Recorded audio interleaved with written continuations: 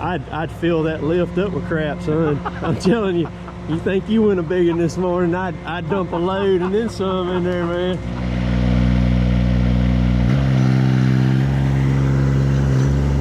Oh, we got a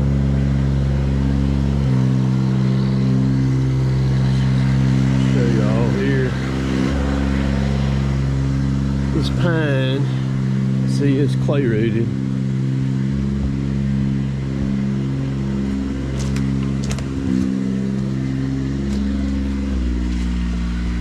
It's got that tree bowed like crazy over there too.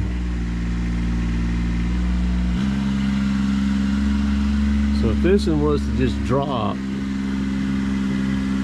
may or may not hit the eave right there. And then that dead one over there too, we're gonna get it.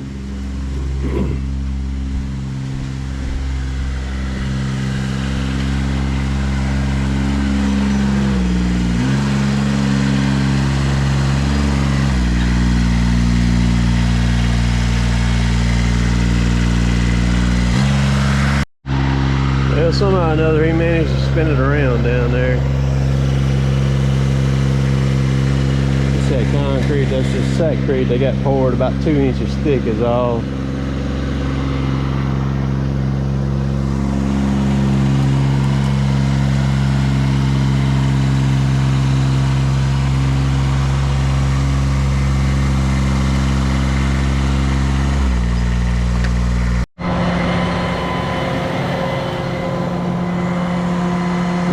You're a foot above it there now. So Rook's taking the top out of it. I've got the rope on it, see the rope?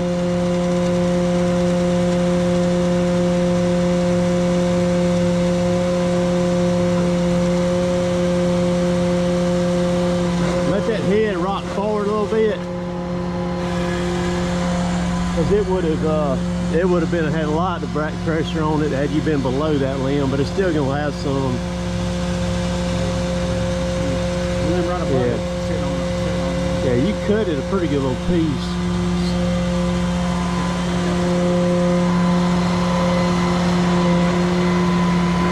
You're about halfway through it right there.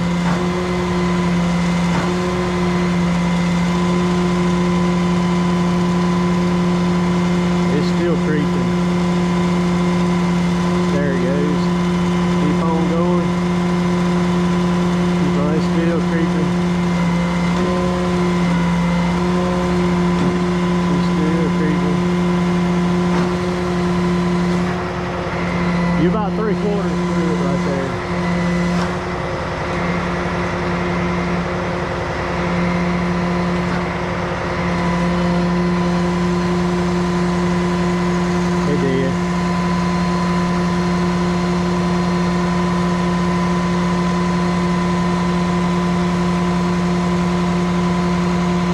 Cutting big stuff the other day, and he's got the chain slowed way down, bar speed slowed way down on it.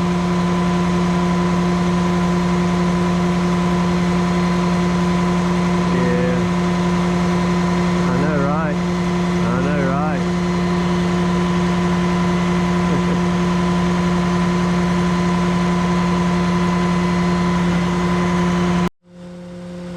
Yeah, it just stalled right there.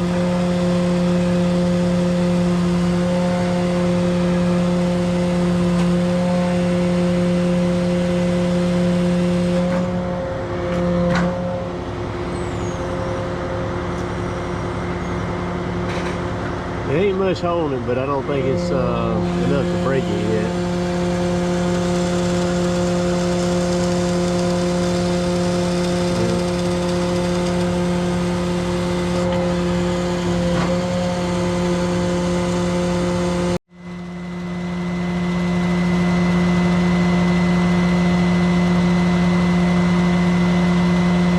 Keep cutting, it's cutting, keep cutting.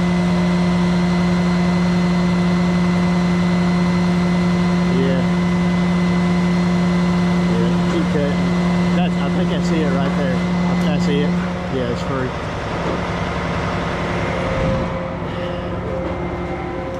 Yep. There we go. All right, you see that limb right there gonna drop. See it on the left?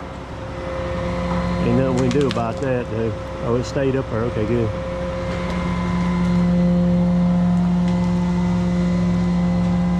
So y'all watching this, I know it seems a little frustrating or finicky trying to cut those things off, but trust me, it's way safer to do it like that and fight that thing like that than to me be up there in the lift making that cut right there, right there by that head like that. Yeah, and something go wrong when you be in there? Dude, oh, I'd fill that lift up with crap, son. I'm telling you, you think you went a big one this morning, I'd dump a load and then some in there, man. You'd have to get rid of that lift. It'd be gone. I don't know if old meat's due to buy it after all that. I know. You'd have to go take it to the wishy-wash and wash it out. I'm telling you. Now we can work the tree now. Top out now. Oh yeah, once you get the top out, it's on like Donkey Kong in. Y'all look at this joker right here. Look at him. I don't speak to the media. Look, you don't speak to the media. I'm not the media. I'm not the media. This is the guy. This is the reason that I have this truck. This guy broke his back and sweat and put in more hours than any ground man you've ever met in your life. And now he's my head salesman. He ain't been doing nothing but selling for the last couple months, and he's keeping me overbooked. You know you've made it in life when you got somebody else like you to go out and bid a job. Yeah, man. That's right. He knows what it takes, because we started with a chainsaw and his four-wheeler trailer doing trees 5 years ago. And he would ask me, you want me to help you? You want me to help you? And I was like, nah, I didn't know if I could afford somebody to help me. And then I finally got tired of doing it on my own and asked him to come help me, and we grew it into $1.5 million worth of equipment in a few years. So Chris, the first job you did with Rook, how much money did you make on that first job? It was the first big one. First big the first first big job. one I got screwed on. How much money did you make per hour on that job? 17 cents. 17 cents. I paid him after the first day, and I really didn't think we had a couple more days to do it. We ended up working on it 8 days, 4 weekends. One tree. 4 weekends. We always work Friday and Saturday, and Friday afternoons and Saturday, and sometimes Sunday afternoons. So basically that's 2 full days on the weekend. Yeah. It took us 8 full days to do a tree. Now we can do that much in an hour. I know, the right? value of that tree. Yeah, that's right. What's up, Pete? Hey, I heard a doggy. Come here, Shelby. What's up, man? I was over there talking to Don, and I was like, that's Rook's saw. I know the sound of that saw.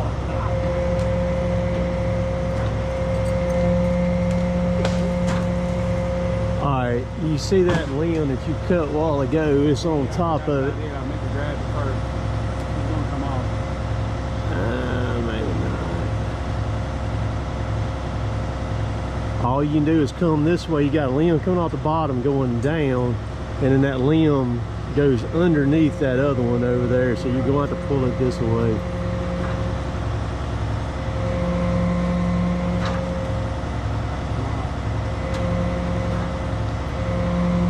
And there's another one up there hanging. There it comes down now. Maybe it'll flip before it comes all the way down. There you go. Suck your extension in now.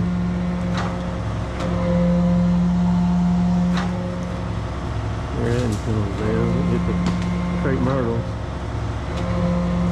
Laying it just right.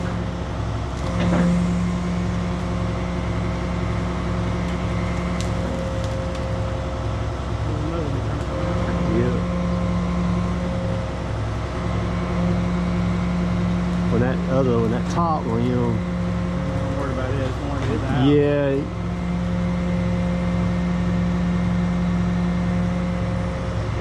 May want to let down, because when that top comes free, it's going to swing back at us pretty good. Yeah, they told me. Oh, did they? They were supposed to close on it yesterday at 2. Oh, this happened. There you go. Come on, hold on. Right. God, dog it. They have nothing nice. Telling you.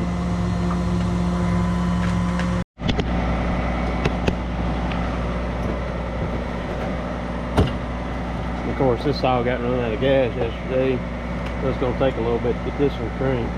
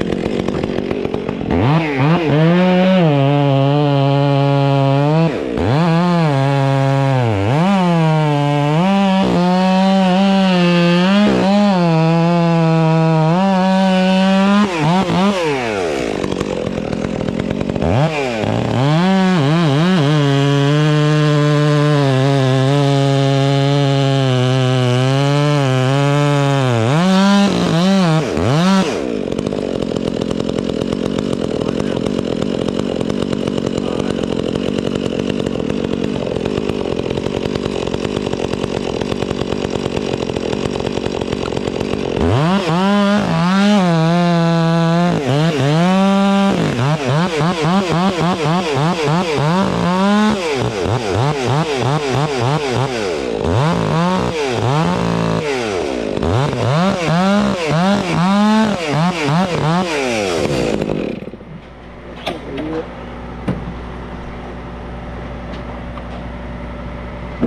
through on that other side, right?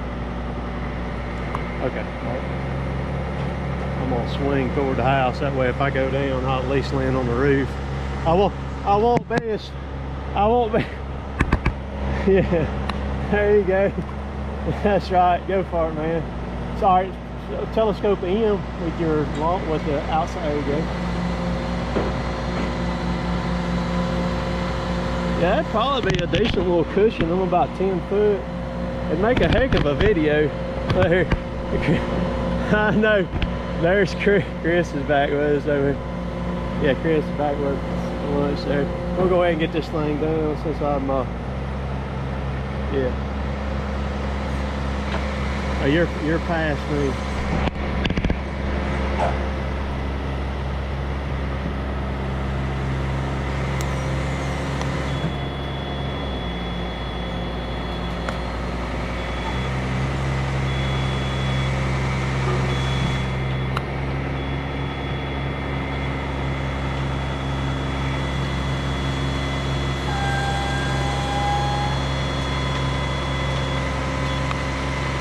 Alright, so this next one I'm like a reach for because I'm all the way out right here. Oh, it's gonna let me go on out. Heck yeah. Appreciate that.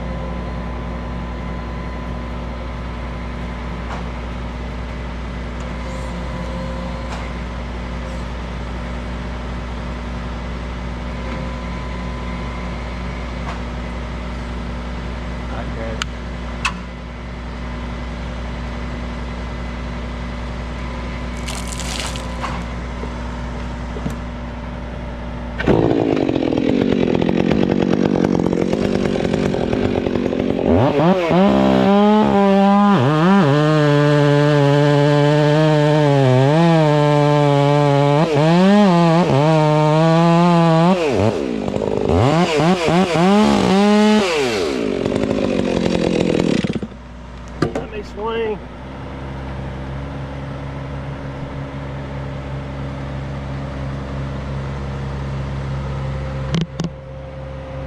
All right.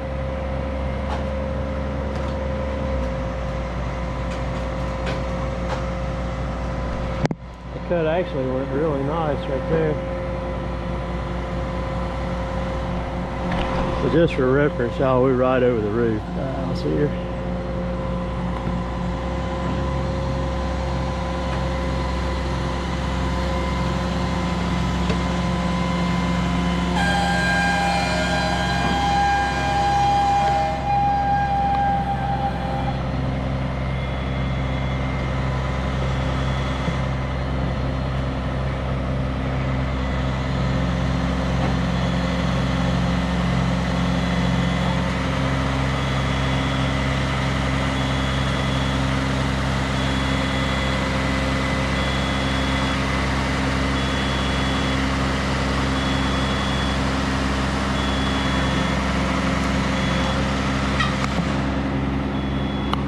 So that tree right there was pretty cantankerous. You're kind of cutting on the compression side, so the tree's bowed like that up in the top, and you're cutting through the compression side, which is kind of against physics, but you got to do what you got to do to make it happen with the with the tree mech, and it takes a little bit to get through with it. Get through it. Normally, when you cut through it and you get to top, everything you can kind of work the rest of it on out pretty quick. So on our second cut, when Rook was cutting it, I had my back turned to what was going on, and I heard Rook stop, and his voice kind of changed quite a lot. What happened was we had the tree's leaning like this, and we had a rope coming out of a big gum over here to it, attached to it, and back down to a porter wrap down there with it cinched off to keep the tree from going further down. Well, when you're exactly lateral with it, horizontal with it, yeah, it's gonna keep it from going that way, but it's not going to keep it from going left or right if the tree chooses to do that. You need to be up higher at an angle. A lot of this stuff's all about dealing with angles. Well, when Rook made his cut, then that thing kind of went toward the camp house there. That's what we didn't need to do. So we spent probably, when that happened, probably an hour and a half shooting ropes up. We ended up shooting, I think, a couple more ropes up to tie it off. So we had this rope coming this way. We ended up tying it off to a tree back this way to keep it from going toward the camp house anymore. Then if you'll notice in the last few clips, my mini excavator was sitting down below the camp house down there. So I tracked it down there, hopped. Well, I moved some concrete steppers out of the way, set them out of the way, got down there, got below it. It's a very steep hill going down to that water. I had the machine turned around backwards so the blade was on the downhill side. I jacked the machine all the way up, reached over the deck and held it. So the game plan was, if something happened and we were fixing to destroy something, we wanted to destroy the deck and not the camp house. Because the whole idea, or the whole deal with people, you know, paying us to do this kind of work is they're trusting us and they're paying us to protect their investment that they've got right there and not get it destroyed anymore. So I hung on to it with the mini excavator, and so if something went awry, I was just going to pull like heck and pull the tree back toward me, and we were going to go through the decks, what we were going to do. So Rook finished making his cut, and that's the cool thing about the mech. You can just let it sit there. It'll sit there in one spot, won't move for however long it needs to. Rook finished his cut. All the ropes held. I was holding it. Everything was good. So then I kind of, gently let go of it. And when I let go of it, then nothing moved. And so then I was able to go back and get back up into the lift and go back up. And we started blocking it down. So once we knew that we were safe and we had it under control, and then I flipped the camera back on. We went back to work. So this job right here was filmed back earlier in May, first part of May. And we ended up also doing all the cleanup in the yard. If you look down toward the water, there was all kind of trees down there. I think it was 5 or 6 more trees that were down there. It may have been total because there was one hung up, one bowed real bad. We ended up taking them down, and then I got the stumps up too. That was a big deal. I got the stumps up, fixed the holes real quick, moved it out of the way, and because this place was sold. They were supposed to close on it, I think, the day before, and they held off on the closing until we got this right here taken care of. This was up at Guntown, Mississippi again. So that was basically 2 jobs we did right there, and we left right there. I forget what time it was. It was around 4 or so. Hauled tail back to Tupelo and smoked a pecan off a house that had fallen over on it the couple of nights before. Gigantic pecan, and we got it done too. And then it was right at dark when we were leaving that job, and we got something to eat. And it was about 11 o'clock when I got home that night, on that Saturday night. I was tired. But anyhow, some crazy stuff. Love working with Rook, a lot of fun. You met Chris in the video. Chris is his guy that does his selling for him, and he's very good too. He's a pretty smart guy. But it's fun listening to stories of how everybody gets started, you know, and the hoops and hurdles that you got to jump through and jump over to make things happen. So hope you enjoy your weekend here. We'll catch y'all later. Later, taters.